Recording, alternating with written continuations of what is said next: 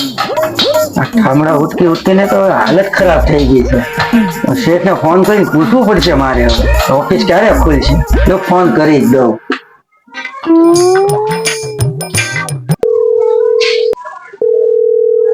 Hello શેઠ, ભગત બોલું. હા બોલો. આપણે ઓફિસ ક્યારે ખુલવાની છે? કેમ? અરે શેઠ, હવે તો ઠામડા પોતા કચરા કરી કરીને તો હાલત ખરાબ થઈ ગઈ છે.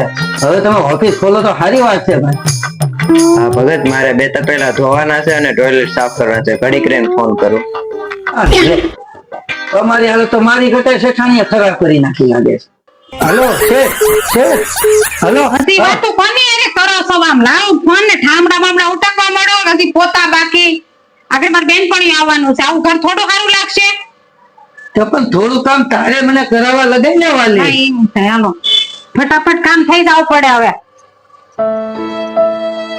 જોયું ભાઈઓ, વેકેશનમાં હાલત પુરુષની શું થાય.